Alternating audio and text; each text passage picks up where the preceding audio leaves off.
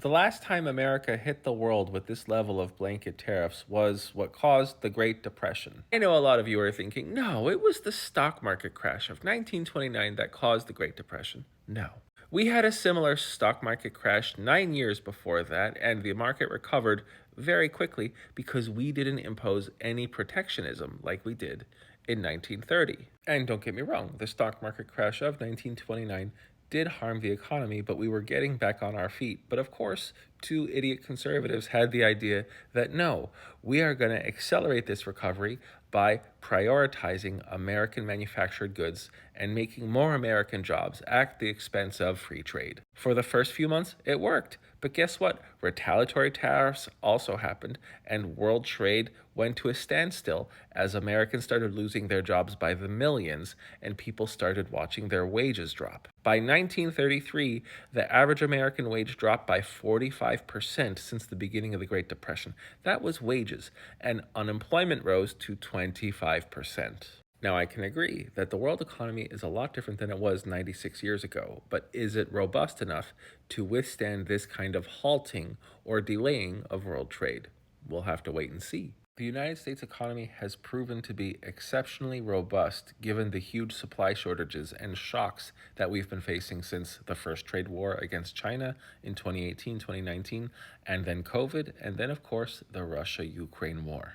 The U.S. economy recovered very quickly from the COVID recession, and so far, for the past 4 or 5 years, we have managed to avoid going into a recession again. And has the consistent announcement of tariffs since before the election even took place given the world enough time to prepare for these aforementioned economic shocks? America and the world was still relying on the gold standard when the Great Depression first hit. That's not the case anymore. The United States has control of the world's reserve currency. The Federal Reserve can do a lot. It is very agile. There is a lot of bobbing and weaving that can be done with U.S. monetary policy. Also, the United States has about 60% of the entirety of the world's credit liquidity. And there's the fact that we don't know if these tariffs are going to take place, if they're going to be fully executed, because we keep hearing about this huge impending threat and then some kind of deal is worked out. Or at least when it comes to Canadian imports, we get 60% of all of our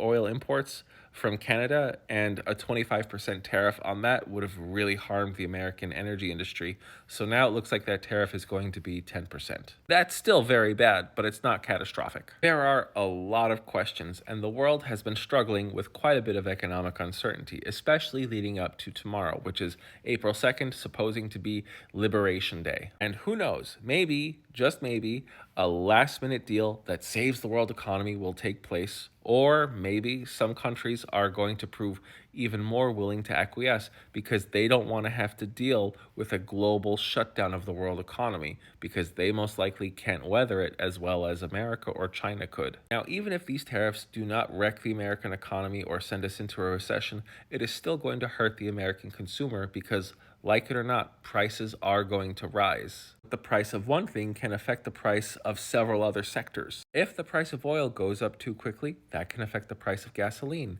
which means anything that has to be transported has to go up in price as well, like fruits, vegetables, cloth, electronic goods, you name it. And for those of you who are saying that these tariffs are going to bring back manufacturing and other jobs into the American economy, yeah, but it could take well over a year or several of those. And for that year or other several years, you are eating the economic burden which you swore you couldn't afford a year ago. I am the Geo Husar. I hope I'm wrong. If I am, I'll eat my words and I'll say, hey, wow, I was completely wrong about this policy and it looks like the economy is going to flourish. But if I'm not wrong and we start to see prices go up and we start to see the economy slump, most of you guys voted for this.